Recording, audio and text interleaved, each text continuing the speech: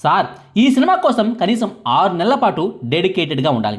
ఈ సినిమా కోసమే పూర్తి టైం కేటాయించగలిగి ఉండాలి. అంతేకాదు ఈ సినిమా కోసం తన ఫిజిక్‌ను సైతం మార్చుకోవాలి. ఎలాగైనా హిట్ కొట్టాలన్న కసి హీరోలో కూడా ఉండాలి.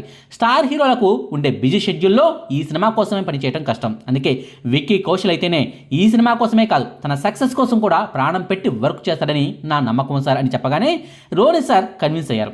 ఆదిత్య ధరను నమ్మి విక్కీని హీరోగా పెట్టుకొని 25 కోట్లతో సినిమాను తీస్తున్నావు, నిండా మునిగిపోతావు అని నిర్మాత రోని సార్ను అందరూ భయపెట్టారు. కానీ రోని సార్ మాత్రం మా మీద నమ్మకం పెట్టుకున్నారు. ఆ నమ్మకాన్ని ఎలా నిలబెట్టుకున్నామన్నది మీరు అంతా చూశారు.